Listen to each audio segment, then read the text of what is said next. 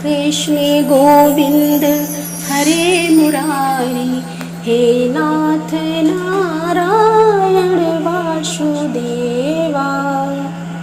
भीष्म पितामह के जीवन का एक ही पाप था कि उन्होंने समय पर क्रोध नहीं किया, और जटायु का जीवन का एक ही पुण्य था कि उन्होंने समय पर क्रोध किया। परिणाम स्वरूप एक को बाणों की सैया मिली और एक को प्रभु श्री राम की गोद। इसीलिए क्रोध भी तब पुण्यमयी बन जाता है जब वह धर्म और मर्यादा के लिए किया जाए, और सहनशीलता भी तब पाप बन जाती है जब वह धर्म और मर्यादा को बचा न पाए। हरे कृष्ण। आप सभी का दिन शुभ और मंगलमय हो। इससे पहले की कथा सुनने के लिए आप सबका बहुत बहुत धन्यवाद।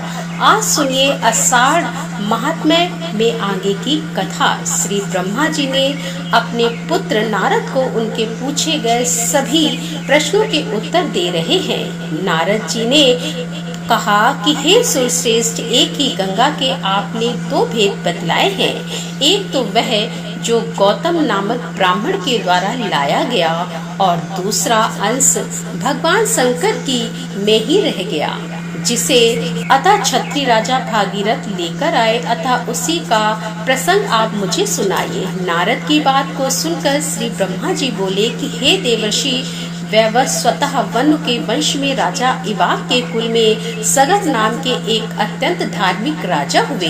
वे यज्ञ करते करते दान देते और सदा धार्मिक आचार विचार से रहा करते थे। उनकी दो पत्नियां थीं। वे दोनों ही पति भक्ति परायण थीं, किंतु उनमें से किसी को भी संतान नहीं हुई। इसीलिए राजा के मन में बड़ी चिंता थी। एक दिन उन्होंने महर्षि वशिष्ठ को अपने घर बुलाया और विधि पूर्वक उनकी पूजा करके पूछा कि हे महर्षि, मुझे किस उपाय से संतान होगी। उनकी यह बात सुनकर महर्षि वशिष्ठ कुछ काल तक ध्यान किया। उसके बाद राजा से कहा कि राजन, तुम पत्नी सहित सदा ऋषि महर्षियों का सेवन करते रहो। ऐसा कहकर महर्षि वशिष्ठ अपने आश्रम को चले गए। एक समय की बात है कि राजश्री सगर के घर पर एक महान तपस्वी पधारे हुए थे। राजा ने उन महर्षि का पूजन किया, जिससे संतुष्ट होकर वे कहने लगे कि महाभाग्य, तुम्हारी पत्नी के गर्भ से एक ही पुत्र होगा, किंतु वह वंशधर होगा, और दूसरी स्त्री के गर्भ से 6000 पुत्र उत्पन्न होंगे। वरदान देकर जब मुनि चले गए, तब उनके कथन अनुसार यथा समय राजा के हजारों पुत्र हुए। राजा सगर ने उत्तम दक्षिणा से युक्त बहुतेरे अश्वमेध यज्ञ किए। फिर एक अश्वमेध यज्ञ करने के लिए उन्होंने विधि पूर्वक दीक्षा ग्रहण की और अश्व की रक्षा करने के लिए सेना सहित अपने पुत्रों को नियुक्त कर दिया। अश्वमेध यज्ञ का छोड़ा हुआ अश्व पृथ्वी पर भ्रमण करने लगा।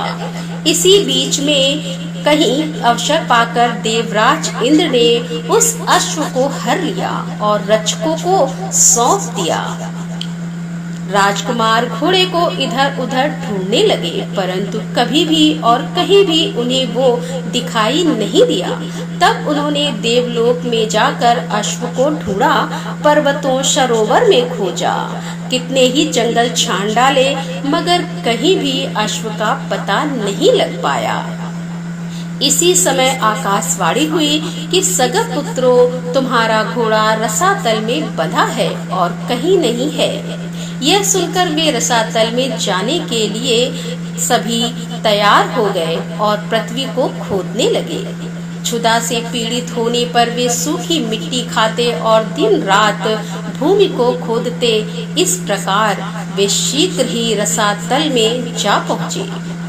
सगर के बलवान पुत्रों को वहां आया सुनकर रक्षक थर्रा उठे।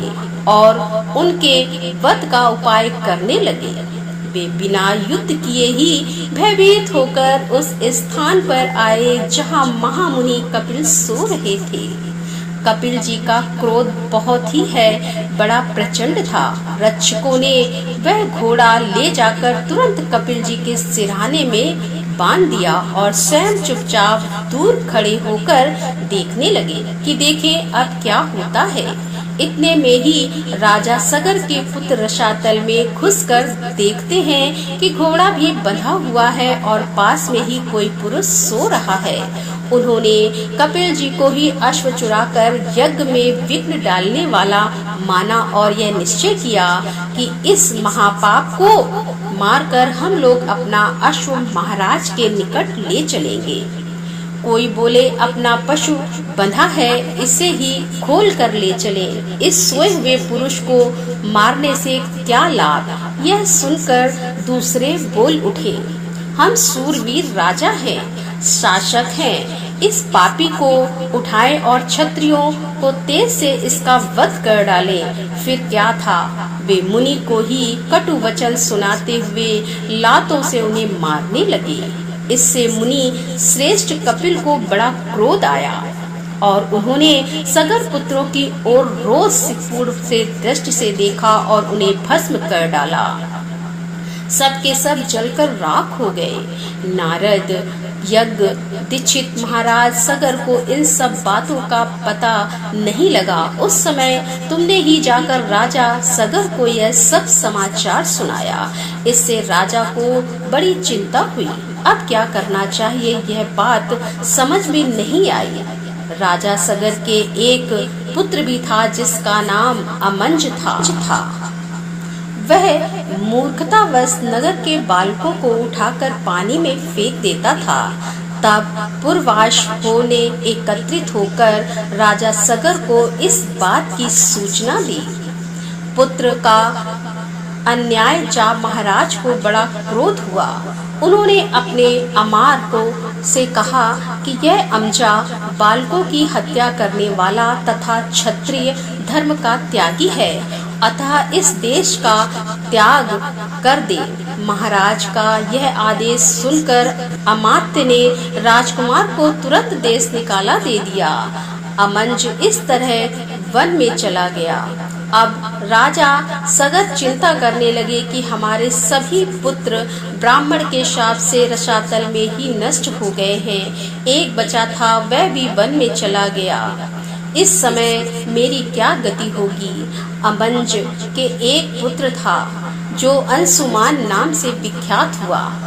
यद्यपि अंशुमान अभी बालक था, वह राजा ने उसे बुलाकर अपना कार्य बतलाया। अंशुमान ने भगवान कपिल की आराधना की और घोड़ा ले जाकर राजा सगर को दे दिया। तब जाकर अश्वमेघ यज्ञ पूरा हुआ। अंशुमान के तेजस्वी पुत्र का नाम दिलीप था। दिलीप के पुत्र परम बुद्धिमान भगीरथ हुए।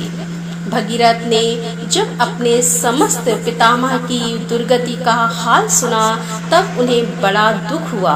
उन्होंने नृप श्रेष्ठ सगर से विनय पूर्वक पूछा कि हे महाराज, उन सबका उद्धार कैसे संभव होगा। राजा ने उत्तर दिया कि बेटा, ये तो भगवान कपिल ही जानते हैं। यह सुनकर बालक भगीरथ रसातल में गई और कपिल मुनि को नमस्कार करके अपना सब मनोरथ उन्हें कह सुनाया। कपिल मुनि बहुत देर तक ध्यान करके बोले कि हे राजन, तुम तपस्या द्वारा भगवान शंकर की आराधना करो और उनकी जटा में स्थित गंगा के जल से अपने पितरों की भस्म को अपलावित करो। इससे तुम तो कृतार्थ होगे ही, तुम्हारे पितर भी कृत्य हो जाएंगे। यह सुनकर भागीरथ ने कहा कि बहुत अच्छा, मैं ऐसा ही करूँगा। मुनि श्रेष्ठ, बताइए मैं कहाँ जाऊँ और कौन सा कार्य करूँ। कपिल जी कहने लगे कि नर श्रेष्ठ कैलाश पर्वत पर जाकर महादेव जी की स्तुति करो और अपनी शक्ति के अनुसार तपस्या करते रहो, इससे तुम्हारे अभय की सिद्धि होगी। मुनि का यह वचन सुनकर भगीरथ ने उन्हें प्रणाम किया और कैलाश पर्वत की यात्रा की। वहां पहुंचकर पवित्र होकर भगीरथ ने तपस्या का निश्चय किया और भगवान शंकर को संबोधित करके इस प्रकार कहने लगे कि हे प्रभु, मैं बालक हूँ, मेरी बुद्धि भी बालक की ही है और आप भी अपने मस्तक पर बाल चंद्रमा को धारण करते हैं। मैं कुछ भी नहीं जानता, आप मेरे इस अनजानपन से ही प्रसन्न हो जाइए। हे अमरेश्वर, जो लोग वाणी से, मन और क्रिया से कभी मेरा उपकार करते हैं तथा हित साधना में संलग्न रहते हैं, उनका कल्याण करने के लिए मैं उमा सहित आपको प्रणाम करता हूँ। आप देवता आदि के लिए भी पूज्य हैं। जिन पूर्वजों ने मुझे अपने संगोत्र और समान धर्मा के रूप में उत्पन्न किया है और पाल पोस कर बड़ा बनाया है, भगवान शिव उनका अभिष्ट मनोरथ पूर्ण करे। मैं बालचंद्र का मुकुट धारण करने वाले भगवान शंकर को नित्य प्रणाम करता हूँ। भागीरथ के इस प्रकार कहते ही भगवान शिव उनके सामने प्रकट हो गए और कहने लगे, महामते, तुम निर्भय होकर कोई वर मांगो। जो वस्तु देवताओं के लिए भी सुलभ नहीं है, वह भी मैं तुम्हें निश्चय ही दे दूंगा। यह आश्वासन पाकर भागीरथ ने महादेव जी को प्रणाम किया और प्रसन्न होकर कहने लगे कि हे देवेश्वर, आपकी जटा में जो सरिता में श्रेष्ठ गंगा जी विराजमान हैं, उन्हें ही मेरे पितरों का उद्धार करने के लिए दे दीजिए। इससे मुझे सब कुछ मिल जाएगा।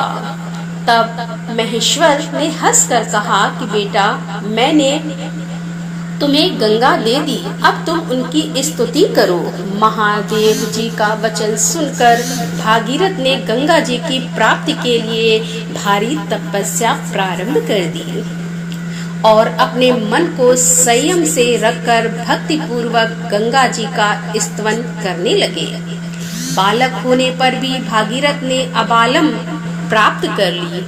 महादेव जी से प्राप्त हुई गंगा को पाकर उन्होंने उनकी परिक्रमा की और हाथ जोड़कर कहने लगे कि देवी, महामुनि कपिल के श्राप से मेरे पितर दुर्गति में पड़े हुए हैं। हे माते, आप उनका उद्धार करिए।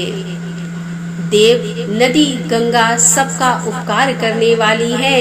वे स्मरण मात्र से ही सभी पापों का नाश कर देती हैं। उन्होंने भागीरथ की प्रार्थना सुनकर तथास्तु कहा और लोगों का उपकार और पितरों का उद्धार करने के लिए भागीरथ के कथन का अनुसार सब कार्य किया। राजा सगर के जो पुत्र भस्म होकर रसातल में पड़े हुए थे, उन्हें अपने जल से आप्लावित करके गंगा जी ने उनके खोदे हुए गड्ढों को भी भर दिया। महामुनि, इस प्रकार तुम्हें क्षत्रिय गंगा का वृतांत सुनाया। यह महेश्वरी, वैष्णवी, ब्रह्माणी, पावनी, भागीरथी, देव नदी तथा हिमगिरी शिख। तो दोस्तों, यहाँ पर आषाढ़ मास महात्म्य का तीसरा अध्याय का समापन करते हुए इसके आगे की कथा लेकर हम आपके सामने फिर उपस्थित होंगे। तब तक के लिए राधे राधे, जय श्री कृष्णा, हर हर महादेव, जय भोलेनाथ की।